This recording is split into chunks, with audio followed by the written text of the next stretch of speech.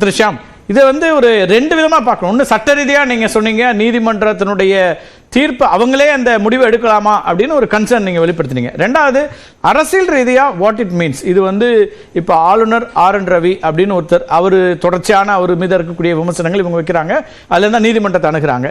வெவ்வேறு இடங்கள், அது பன்வாரிலாலா இருக்கலாம், அல்லது கேரளாவில் இருக்கக்கூடிய ஆளுநராக இருக்கலாம், அல்லது வெஸ்ட் பெங்காலா இருக்கலாம், எதிர்கட்சிகள் இருக்கக்கூடிய இடத்துல இருக்கலாமா, ஆளுநர்கள் மீதெல்லாம் அரசியல் ரீதியான குற்றச்சாட்டுகளும் வருது.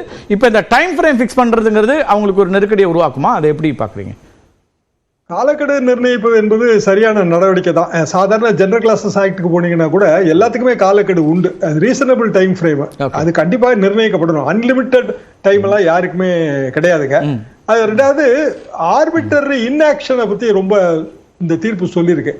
ஆக்ஷன், ஆர்பிட்டரி ஆக்ஷன் தவறு. ஓய்வு பெற்ற நீதியரசர் அவர்களுக்கு அது நன்றாக தெரியும். எத்தனையோ தீர்ப்புகள் அவர் சொல்லியிருக்காரு. ஆர்பிட்டரி இன்ஆக்ஷனும் தவறு. இது ஆர்பிட்டரி இன்ஆக்ஷன் கிளாஸ் கீழே இது வருது. ஆனா இதுல ஏற்படுற ஒரு சின்ன சிக்கல்னு நான் நினைக்கிறது, எல்லாரும் திருத்தலாம். அத 10 பில்ல பொறுத்த வரைக்கும் இந்த நடைமுறைகள்லாம் சரிதான். 10 பில்ல இப்ப நம்ம அது ஏற்றுக்கொண்டதாக அர்த்தம், சட்டம் ஆயிடுச்சுன்னு எடுத்துக்கிடலாம். ஆனா இதுல ஒரு கான்செப்ட் சொல்லியிருக்காங்க. என்ன கான்செப்ட்னா, 2வது முறை சட்டமன்றம் திருப்பி அனுப்புனா அது குடியரசுத் தலைவருக்கு திருப்பி அனுப்புவது எரேனியஸ் சொல்லிட்டாங்க. அப்ப இதுக்கு முன்பு அப்படி குடியரசுத் தலைவருக்கு திருப்பி அனுப்பப்பட்டது எரேனியஸா? சொல்ல விரும்புறாரு. ஆமா ராமசாமி, நீங்க அதுல என்ன அப்படின்னா, ஒரிஜினலா கான்ஸ்டிடியூஷன் அசெம்பிளி டிபேட்ஸ்க்கு அப்புறமா அதுல ஒரு மாற்றம் வந்தது.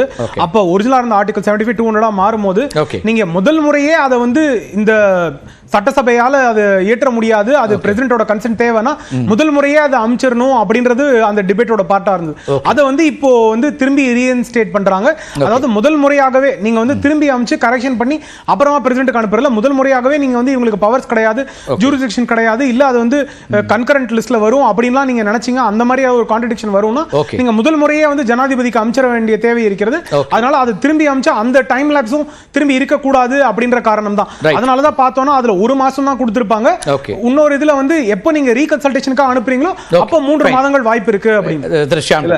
என்னோட கேள்வி என்ன அப்படின்னா, as a result any consequential steps might have been taken equally erroneous. இது 10 பில்ஸோட இதை நம்ம நிறுத்தணுமா? இதற்கு முன்னாடி உதாரணமாக நீட்டை பத்திய கேள்வி வந்தது. நீட்டு மசோதா 2வது முறை நிறைவேற்றப்பட்டு அனுப்பப்பட்டு குடியரசுத் தலைவருக்கு அனுப்பப்பட்டு அது நிராகரிக்கப்பட்டது. குடியரசுத் தலைவரின் அதிகாரமும் இதுல கேள்விக்குரியதாக்கப்பட்டிருக்கிறது. அதாவது குடியரசுத் தலைவர் கேள்வி கேட்க முடியாதுன்னு என்று இல்ல, உச்சநீதிமன்றம் கேள்வி கேட்க முடியும் என்று மறைமுகமாக கூறியிருக்கிறது. அப்படின்னா குடியரசுத் தலைவர் அவ்வாறு செய்ததும் தவறுதானேன்ற. குடியரசுத் தலைவர் எப்படி சட்டமன்றம் 2வது முறை அனுப்பிய மசோதாவை ஆளுநர் அவருக்கு அனுப்புவதை எப்படி குடியரசுத் தலைவர் ஏற்றுக்கொள்கிறார்? அது எரேனியஸ் தானே. ஏன்னா தீர்ப்போட சாராம்சம் அதுவா தானே இருக்கு. இந்த கேள்விக்கான விடை